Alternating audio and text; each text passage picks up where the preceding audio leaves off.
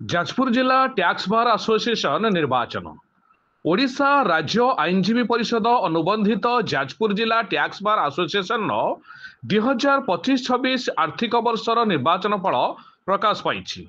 एवर्ष सभापति भावे विवेकानंद महांती, उपसभापति सस्मिता स्वाई, साधारण संपादक धनेश्वर बारिक, जुग्म संपादक अशोक कुमार शर्मा, सह संपादक दीपू बारिक, कोषाध्यक्ष अक्षय कुमार बारिक, लाइब्रेरी संपादक रमाकांत सेठी एवं कार्यकारी कमिटी सदस्य भावे राजेंद्र धीर सामंत और सत्यजित शतपथी निर्द्वंद्व निर्वाचित होइचंती बोली निर्वाचन अधिकारी लक्ष्मीधर साहू सूचना दैचंती। निर्वाचन परिचालन रे मानस रंजन सामल एवं प्रवीर कुमार राउत सहयोग करथिले। आमर ओडिशा स्टेट बार काउंसिल अनुसार आज सारा ओडिशा रे जेते बार एसोसिएशन अछि समस्त इलेक्शन हो सेही परिप्रेक्षी रे आमर Jajpur district tax bar association election समापन होईची। समस्त आमर जेति की कंटेस्ट करतो अनकंटेस्टेड भाव में निर्द्वंद्व निर्वाचित होईचंती। मु सभापति भाव में मते जाजपुर जिला टैक्स बार एसोसिएशन निर्वाचित कर समस्त को मु कृतज्ञता ज्ञापन करुच्ची एवं समस्त को मध्य मु आशा रखी आस्था विश्वास जो रही निश्चय आगामी दिन में निभेबू बोली आमे आशा रखीचु।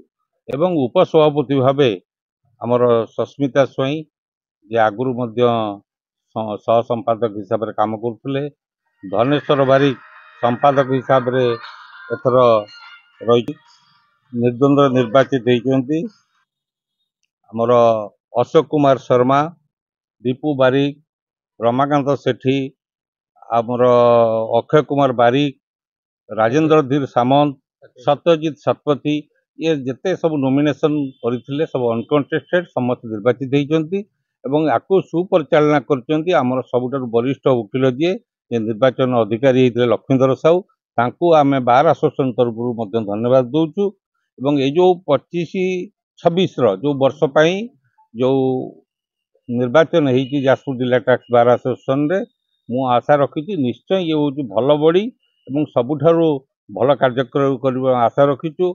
आम सहित गत निर्वाचन रे सभापति होते मानस रंजन सामल आम सहित उपस्थित अच्छा धन्यवाद दौचु। एवं जो वकील माने सब अच्छी एवं आगामी दिन में आम आपको किपर भाव में वर्षटी को सुंदर भाव में कार्यक्रम करूँ विभिन्न रूपरेख देवु आम परवर्ती बैठक रे निश्चित आपण माने समस्त जानती जाजपुर जिला टैक्स बार एसोसिएशन एक एसोसिएशन जहाँकि सारा ओडिशा रे कार्यक्रम करिकी देखैछि एवं आज मध्य आमर बार एसोसिएशन ओडिशा सारा निर्वाचन होछि आमर मध्य निर्वाचन होइछि। आमे समस्ते अप्रतिनिधि भाव में निर्वाचित होइछु। तेणु मु special thanks to our all members जे मते से निर्द्वंद्व निर्वाचित करछंती समस्त को धन्यवाद दूची कृतज्ञता जनाऊँ। और आगामी दिन में जेपरी बार एसोसिएशन इंटरेस्ट रे सोसाइटी इंटरेस्ट रे आमे काम करिवु निश्चित भाव में आमे बद्धपरिकर।